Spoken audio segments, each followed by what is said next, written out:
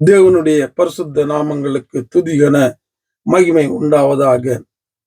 ரோமர் 10ஆம் அதிகாரத்திலிருந்து தேவனுடைய வார்த்தையின் மகத்துவங்களை, அந்த வசனம், அந்த சுவிசேஷம் எப்படியாக ஜனங்களை தேவனுக்கு நேராக அதை பிரசங்கிக்கும் போது, சொல்லும் போது, அதற்காக புறப்பட்டு போகும்போது அந்த சுவிசேஷம் ஜனங்களை நடத்தும். அதற்காக வேலை செய்ய வேண்டும், வாழ வேண்டும். அப்படி வாழும்போது அந்த மனிதனை ஆண்டவர் எப்படியாக ஆசீர்வதிக்கிறார், நடத்துகிறார், கூட இருக்கிறார் என்பதை நாங்கள் பார்த்தோம். தொடர்ந்தும் 16வது வசனம், ஆனாலும் சுவிசேஷத்துக்கு எல்லாரும் கீழ்ப்படியவில்லை. அதை குறித்து ஏசாயா, கர்த்தாவே எங்கள் மூலமாய் கேள்விப்பட்டதை விசுவாசித்தவன் யார் என்று சொல்லுகிறான். என்ன, இப்படியாக எழுந்து ஆண்டவருக்காக புறப்பட்டு போய் அவருடைய சத்தியத்தை சத்தியமாய் பேசும்போது கூட எல்லாரும் அதற்கு கீழ்ப்படுகிறது அல்ல, எல்லாரும் அதற்கு விட்டு கொடுக்கிறது அல்ல, எல்லாரும் அதை ஏற்றுக்கொள்ளுகிறது அல்ல என்று ஏசாயா தீர்க்கதரிசியும் சொல்லி இருக்கிறாரு. பவுலும் இங்கே சொல்லுகிறார். நன்றாக ஒரு காரியத்தை புரிந்து கொள்ள வேண்டும்.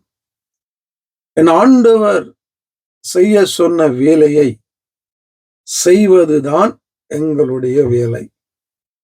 அதனுடைய விளைவு, அதன் பின்பதாக நடக்க போகிற காரியங்கள், சுவிசேஷத்தினாலதான் ரட்சிப்பு வரும் என்று ஆண்டவர் சொல்றாரு.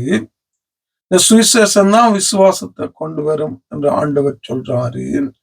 இந்த சுவிசேஷத்தை அந்த விசுவாசத்தை கொண்டு வருகிற இந்த சுவிசேஷமாகிய இந்த வார்த்தைகளை பிரசங்கிக்க வேண்டும் என்று ஆண்டவர் சொல்றாரு. இந்த வார்த்தைக்காக புறப்பட்டு போய் ஊழியம் செய்ய வேண்டும், அதற்காக பிரசங்கிகள் எழும்ப வேண்டும் என்று ஆண்டவர் சொல்றாரு. அப்படி நாங்க எழும்பி அவர் சொன்னதற்கு முக்கியத்துவம் கொடுத்து கீழ்ப்படிந்து இதை நாங்கள் பிரசங்கிக்கும் போது அநேக நேரங்கள்ல அநேகர் இதை ஏற்றுக்கொள்ளுகிறது இல்லை, ரட்சிக்கப்படுகிறது இல்லை.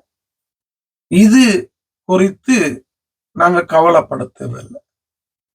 அவர் சொன்னது நாங்க செய்தோம், ஆனாலும் ரணங்கள் ரட்சிக்கப்படலையே என்று நாங்க கவலைப்பட தேவையில்லை. ஆண்டவர் சொன்னதை நாங்க செய்யறோம், ரட்சிக்கிறது நாங்க கிடையாது.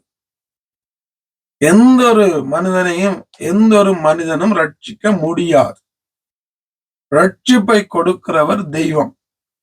இந்த ரட்சிப்புக்குரிய காரியங்களை, ரட்சிப்புக்குள்ள ஒரு மனுஷனை நடத்தக்கூடிய காரியங்களை, ஊழியங்களை செய்வதுதான் எங்களுடைய வேலை. அதை மட்டும் செய்து அதுல திருப்தியாக சந்தோஷமாக இருந்துட்டு போயிடணும். யார ரட்சிக்கணும்னு அவர் சித்தம் வைத்திருக்கிறாரோ, யாரை அவர் இழுத்துக் கொள்ள வேண்டும் என்று அவர் விரும்புகிறாரோ அவர்களை அவர் ரட்சிப்பார். அந்த இருதயங்களை அவர் திறப்பாரு, அந்த இருதயங்களோடு அவர் பேசுவார். ஆண்டவராகிய இயேசுடைய சுவிசேஷத்தை கேட்டு கூட அநேகர் ரட்சிக்கப்படல. அவருக்கு பின்னாக அநேகர் வந்தாங்க, சாப்பாட்டுக்காகவும் அற்புதங்களுக்காகவும் ஆசீர்வாதங்களுக்காகவும் ஒழிய ரட்சிப்புக்கு அவரோடு வாழணும், அவரோடு நிலைத்திருக்கணும் என்று வந்தது குறைவு, ஜனங்கள் குறைவு. அப்போஸ்தலர்கள் அங்கே 1வது அதிகாரம் 2வது அதிகாரத்துல அந்த மேல் வீட்டு அறையில பரிசுத்த ஆவியானுடைய அந்த வருகைக்கு காத்திருக்கும் போது கிட்டத்தட்ட 120 பேர்கள் என்றுதான் வேதம் சொல்லுகிறது.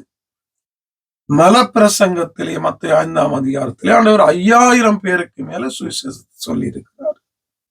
அவர் வாழ்ந்த நாட்கள் அநேகருக்கு சுவிசேஷத்தை சொன்னாரு, வார்த்தையை சொன்னார், ரட்சிப்பை சொன்னாரு, மனம் திரும்ப வேண்டிய காரியங்களை சொன்னாரு. அதே நேரத்தில் அநேகருக்கு அற்புதங்களை செய்தார். ஆனா இதுல அவர் கடைசியாக மிஞ்சி இருந்தவர்கள் 120 பேர் என்று நாங்க அங்க பார்க்கிறோம். ஆகவே யாரெல்லாம் ரட்சிக்கப்பட வேண்டும், யாரையெல்லாம் அதற்குள்ள நடத்த வேண்டும் என்பது அவருடைய வேலை. ஆனா அவர் சொன்ன அந்த ரட்சிப்புக்குள்ள நடத்துகிற சுவிசேஷத்தை, சத்தியத்தை பிரசங்கிக்க வேண்டியது அதற்காக வாழ வேண்டியது, அதுல நிலைத்திருக்க வேண்டியது, அதன்படி வாழ வேண்டியதுதான் எங்கட வேலை. மிச்சம் என் தெய்வத்துடைய வேலை. அதுக்கு கேள்வி கேட்கவோ, ரட்சிக்கப்படையில ஜனங்கள் என்று ஒரு நாள் சுவிசேஷத்தை சொல்லிட்டு சோர்ந்து போகிறதோ எங்களுடைய வேலை கிடையாது. தினமும் தினமும் ஆண்டவருக்காக வாழணும், ஆண்டவரோட வாழணும். இதுல நாங்க உறுதியா இருக்க பரிசுத்த ஆவியானவர் தொடர்ந்து எனக்கும் உங்களுக்கும் உதவி செய்து வழி நடத்துவாராக. ஆமென்.